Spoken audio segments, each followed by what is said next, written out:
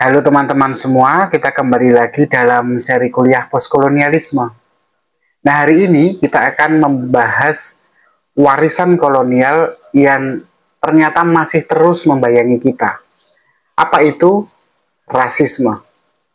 Jadi pertanyaannya kan adalah apakah rasisme itu masih ada di tempat atau di negara yang sudah tidak dilanda kolonialisme lagi, alias di negara post kolonial? Jawabannya ya. Dan rasisme di sini ini bukan sekedar kebencian antar ras. Rasisme sendiri itu kan sebenarnya adalah struktur sosial ya yang diwariskan dari kolonialisme itu. Jadi nanti kalau kita lihat rasisme itu ada dalam sistem ekonomi, dalam politik, dalam pendidikan, dan bahkan dalam cara kita memandang diri sendiri dan orang lain. Teman-teman, pertanyaannya kan kemudian bagaimana kolonialisme menciptakan rasisme. Nah, sebelum kolonialisme, kata ras itu sendiri ya sebagai sebuah kata maupun konsep itu sebenarnya sudah ada dan menjadi salah satu cara untuk membedakan manusia. Nah, banyak peradaban memang kemudian membagi manusia itu berdasarkan beberapa kategori ya, agamanya misalnya, bahasanya, dan budayanya. Tetapi kemudian muncul konsep lain yaitu berdasarkan warna kulitnya, yang kemudian kita kenal sekarang ini salah satunya sebagai ras. Nah,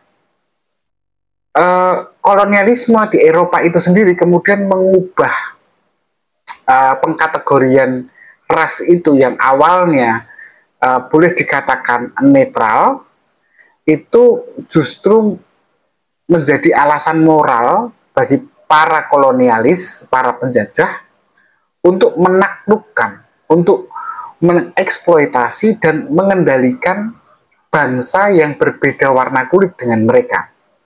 Nah, apa yang dilakukan oleh para kolonialis ini? Mereka menciptakan semacam hierarki sosial yang dibasiskan pada ras, dan itu seolah membenarkan dominasi mereka di wilayah-wilayah kolonial mereka. Teori rasial ini nggak bisa juga dilepaskan dari semacam ideologi white supremacy atau supremasi kulit putih yang memang semakin mengemuka di masa kolonialisme.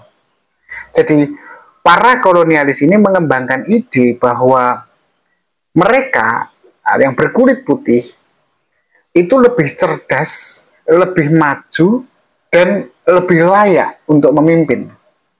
Sementara itu orang-orang yang berada di daerah jajahan mereka seperti orang Asia, Afrika, dan pribumi Amerika misalnya, Indian ya dalam hal ini, itu dianggap sebagai primitif, sebagai terbelakang, sehingga perlu untuk dibimbing, perlu untuk dibina. Nah,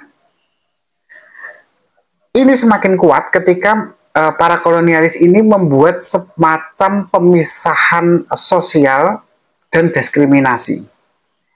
Seperti di banyak negara jajahan, para kolonialis ini kan membuat semacam sistem pemerintahan ya, di mana di situ ada hukum yang berjalan. Nah, hukum ini digunakan untuk memisahkan ras.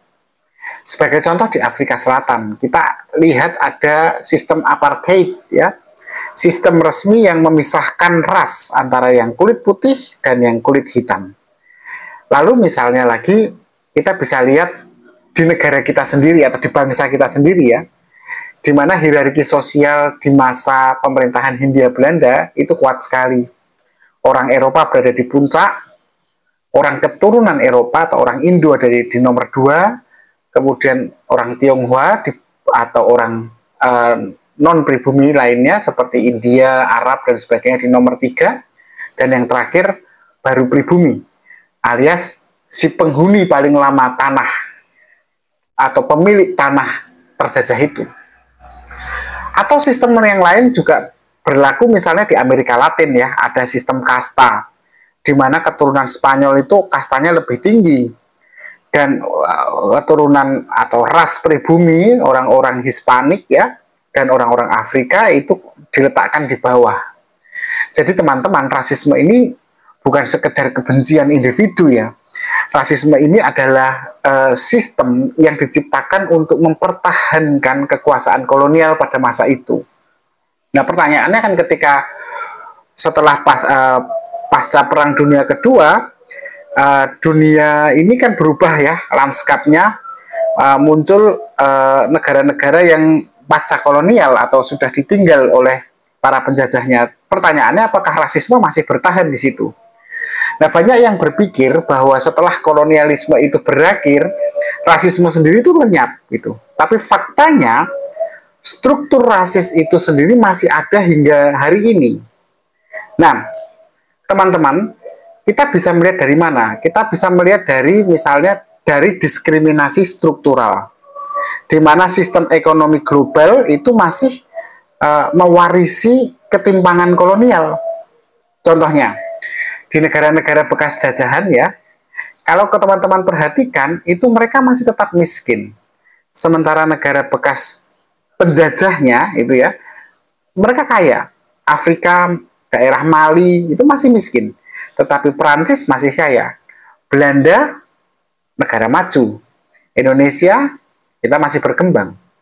Eksploitasi sumber daya di Afrika, Asia, dan Amerika Latin misalnya, ini sampai hari ini bahkan masih terus berlangsung oleh perusahaan-perusahaan, meskipun bukan mantan penjajahnya, tapi perusahaan-perusahaan barat gitu.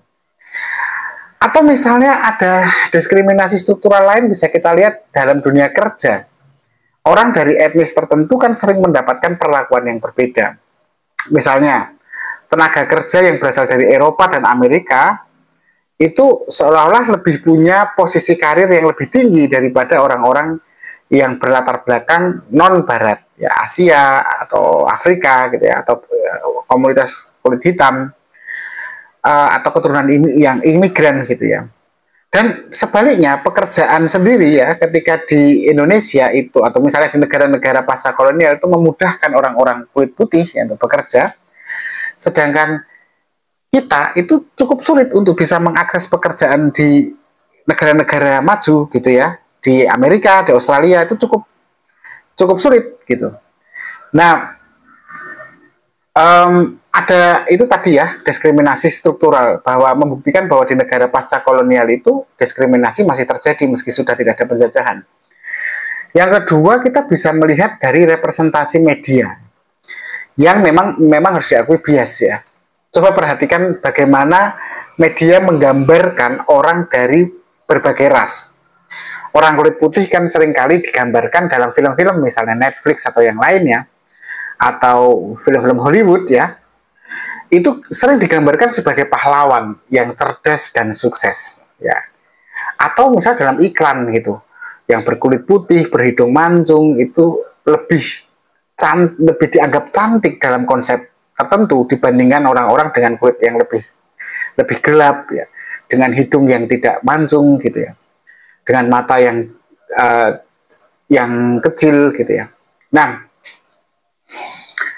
kalau teman-teman juga perhatikan, kadang-kadang kalau dalam film itu orang-orang yang dianggap penjahat itu backgroundnya itu kadang-kadang sering kali ya, itu berasal dari orang-orang dengan tipologi fisikal yang mirip dengan orang Asia, orang Afrika, orang Latin, dan hari-hari ini orang-orang Arab ya.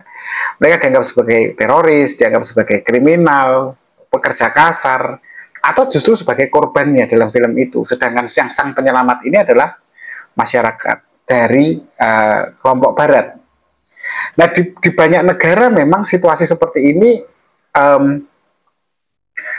terjadi ya. Misalnya bahkan di standar kecantikan yang masih diterapkan sampai hari ini di negara-negara pasca kolonial ini kan kemudian juga menumbuhkan bisnis besar ya di balik produk-produk pemutih kulit ya, yang memang laku keras tuh di Asia dan di Afrika.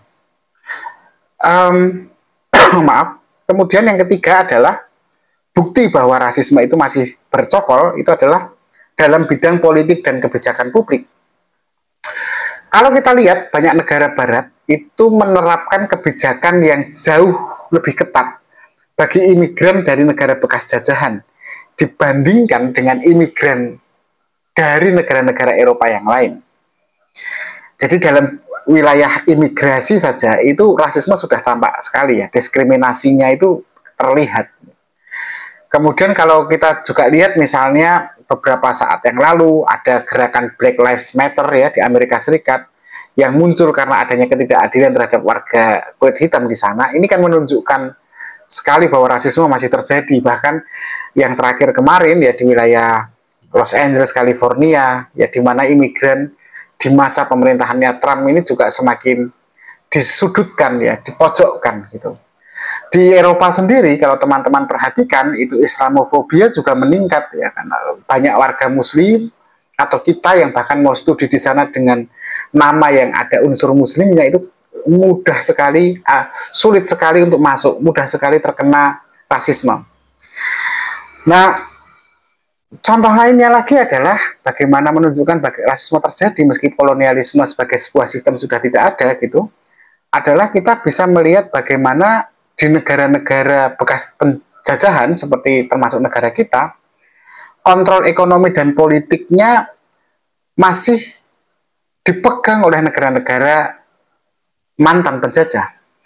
Contoh, hari-hari ini saja ketika kita harus bernegosiasi dengan Amerika Serikat dengan masalah ekspor impor, atau misalnya kita juga diikat nih teman-teman lewat utang, lewat investasi, dan berbagai macam intervensi politik. Jadi meskipun kita hidup di dunia di mana penjajahan sudah tidak ada, rasisme sebagai warisan dari kolonial itu sendiri masih sangat nyata dan terasakan. Nah, bagaimana kita bisa melawan warisan rasisme itu? Ya pertama kita harus mengenali dan mengkritisi dulu ya sistem rasis yang masih ada ini. Untuk itu kita harus belajar sejarah rasisme dan kolonialisme untuk itu. Lalu kita harus selalu kritis ya kepada media, buku, film, kurikulum yang masih mencerminkan bias rasial di mana seolah masih mengagungkan kualitas masyarakat Barat di atas kualitas masyarakat non-Barat. Kemudian yang kedua adalah kita harus mencoba meningkatkan kembali representasi yang jauh lebih fair ya. Dalam bidang media misalnya, dalam bidang pendidikan dan dunia kerja, di mana keberagaman seharusnya dijunjung tinggi. Jadi kualitas manusia tidak ditentukan oleh rasnya kan. Kemudian kita juga harus mulai mencoba mendukung karya-karya dari komunitas-komunitas berbasis ras tertentu yang selama ini terpinggirkan gitu. Lalu yang ketiga ya kita harus berani bicara. Kalau ini sangat nyata ya, dan menolak diskriminasi ketika di angkutan umum, ketika kita di tempat publik, kita harus sedapat mungkin menghadapi stereotip rasial itu dengan cara yang bijaksana untuk tidak kita lakukan maupun orang lain kita tidak boleh diamkan ketika itu terjadi gitu.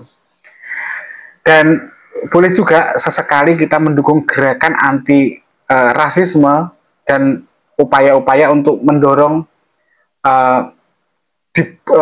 disetarakannya hak asasi manusia di tempat-tempat di mana rasisme terjadi.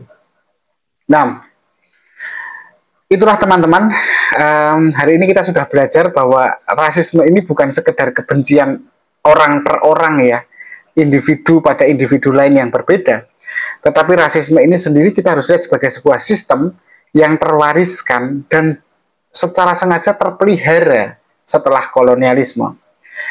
Kita juga tadi sudah melihat ya bagaimana warisan yang bertahan di dunia pasca kolonial dalam bentuk diskriminasi yang struktural tadi, dan juga tampak juga dalam media yang bias dalam merepresentasikan ras, dan juga dalam ketimpangan ekonomi global yang sebenarnya kita juga tidak terlalu banyak bisa berbuat apapun. Tetapi setidaknya dari video ini kita kemudian mampu melindungi diri kita dari segala godaan untuk bertindak secara rasis, baik kepada ras yang terpinggirkan maupun kita juga tidak bisa bertindak rasis pada ras kulit putih itu sendiri, karena tidak semua orang Barat itu menyetujui sistem rasisme itu.